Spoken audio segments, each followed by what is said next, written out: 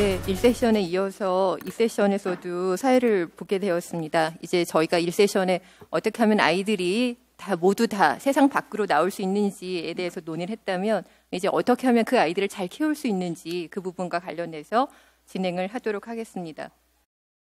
싱글맘의 날 행사와 관련해서 한 몇 해 전에 제가 양육비 이행 관리원이 출범하기 전부터 이런 기간이 필요하고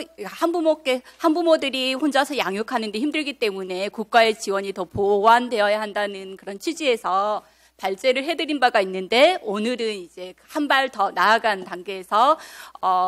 양육비를 지원하는 전문기관이 이제 탄생한 그 배경 이후에, 출범 이후에 그것이 갖는 의미와 그럼에도 불구하고 여전히 어려움을 겪고 있는 상황을 극복하기 위한 여러 가지 해법들이 뭐가 있을지 같이 고민하는 그런 문제를 한번 던져보고자 이 자리에서 발제를 하게 되었습니다. 우선 먼저 이행관리원 출범이 갖는 의미부터 짚어보고 시작하도록 하겠습니다. 한 아이가 건강한 사회 구성원으로 성장해 나가는 데에는 여러 가지 뒷받침이 있어야겠지만, 안정적인 경제적 뒷받침은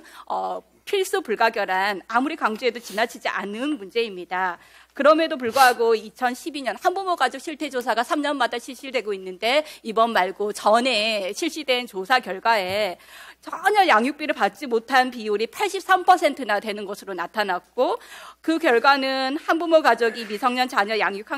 양육을 하는데 얼마나 열악한지 여실히 보여주었고, 그에 대한 어떤 정책적인 대안으로 2015년 3월 25일에 양육비 이행관리원이 출범을 하게 되었습니다. 양육비 이행관리원의 출범은 미성년 자녀를 직접 양육하는 양육비모가 비양육부모로부터 양육비를 원활하게 받을 수 있도록 그런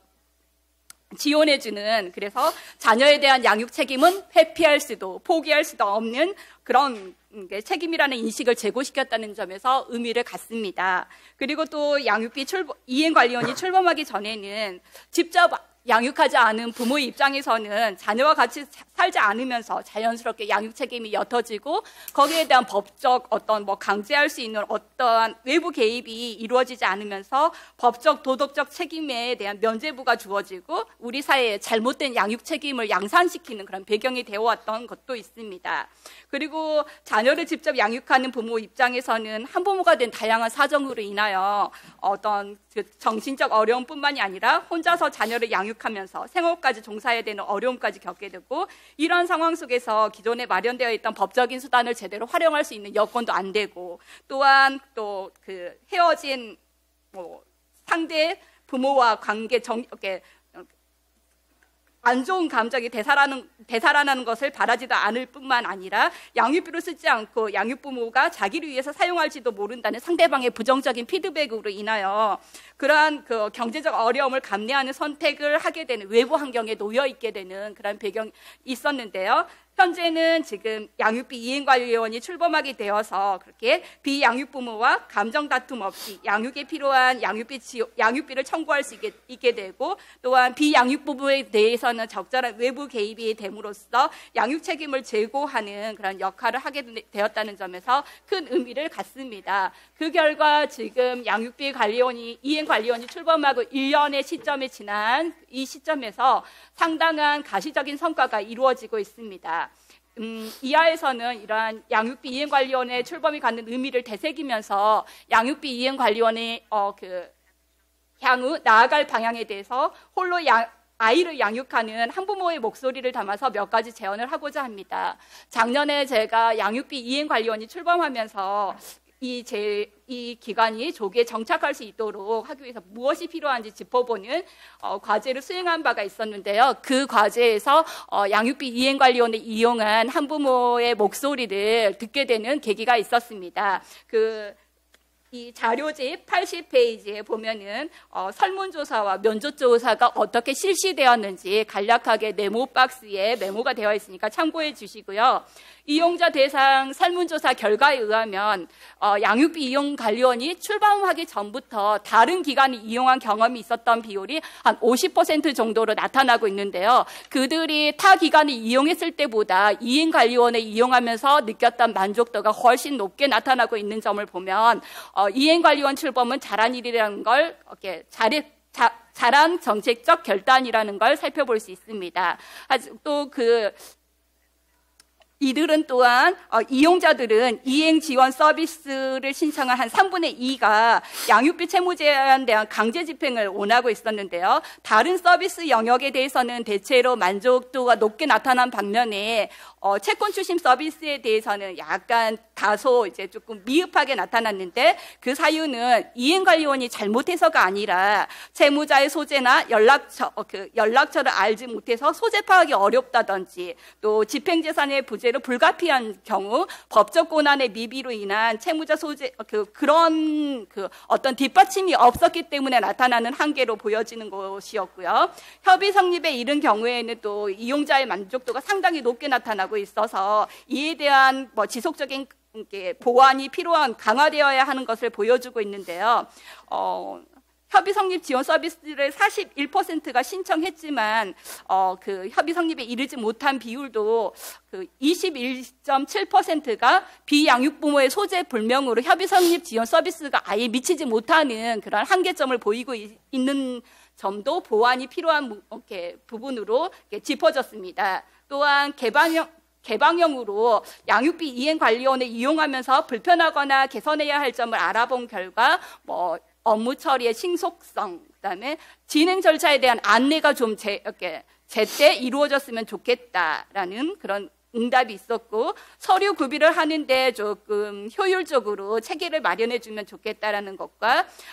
한시적 양육비 긴급 지원 등 복지급여가 확충되었으면 좋겠다라는 거, 지역 간 서비스 불균형 해소가 이루어졌으면 좋겠다는 거, 양육비 문제의 전국적인 해결 수단이 강화되었으면 좋겠다는 거. 어차피 이행관리원을 이용해봤자 전국적인 해결 수단은 꽉 막혀 있는 게 지금 현실이기 때문에 그러한 목소리를 담아주셨습니다. 이러한 결과는 이용자 대상 심층 면접을 통해서도 보다 강하게 확인할 수 있었는데요. 협의 성립 으로 이렇게 양육비를 지급받거나 한시적 양육비 긴급 지원을 받은 경험을 있는 사례를 중심으로는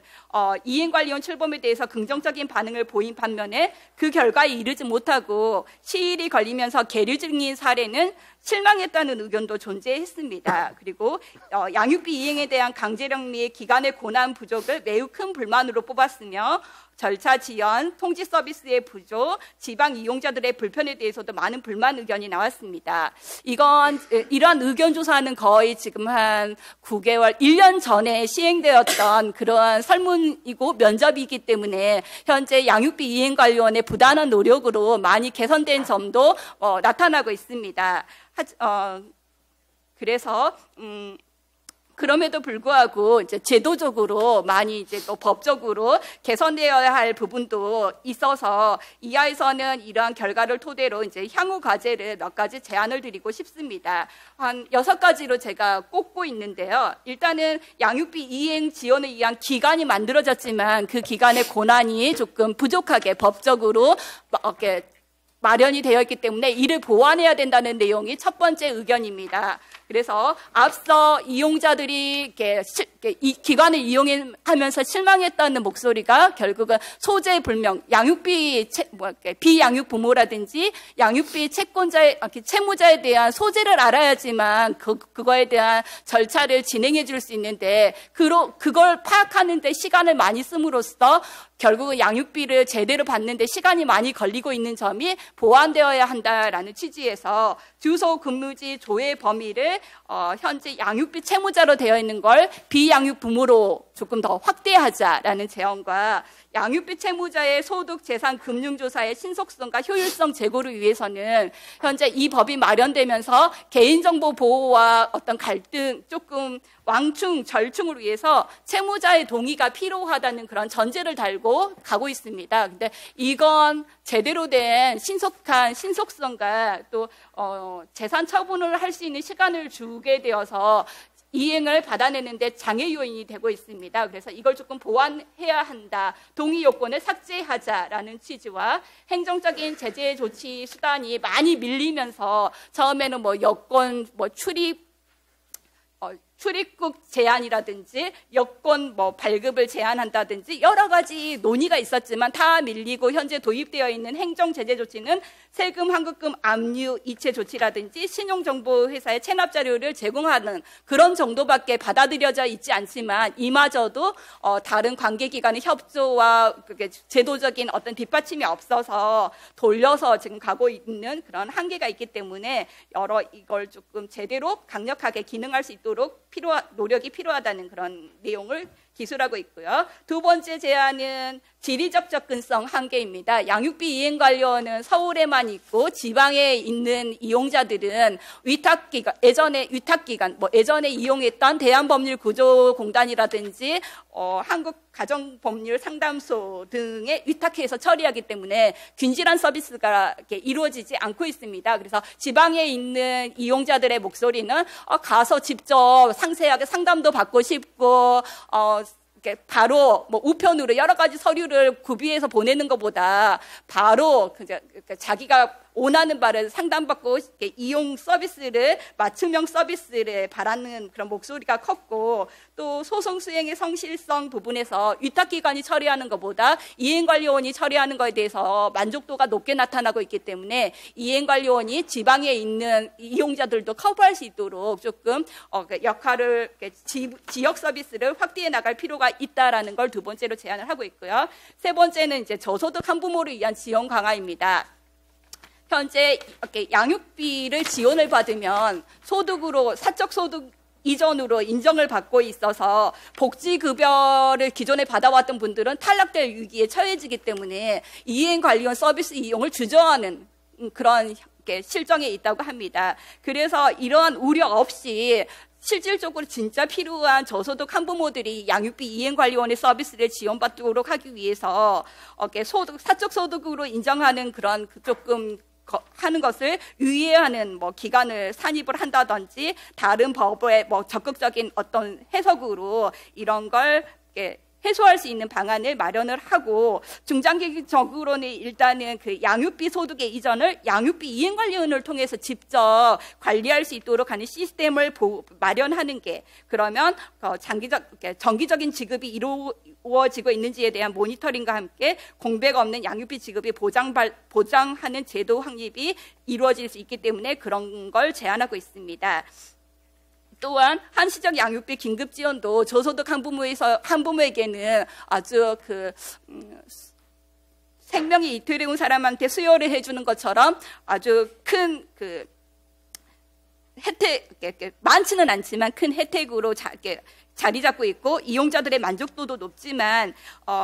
너무 제한적이고 재원도 부족해서 점차 지원 대상을 확대해 나가고 또 아이에 따른 양육에 소요되는 아이가 자라나면서 필요한 양육비는 연령에 따라서 다른데 지금 1인당 20만 원으로 균등하게 책정되어 있기 때문에 그러한 차등 지원하는 방안을 모색할 필요가 있다는 걸 제안을 하고 있고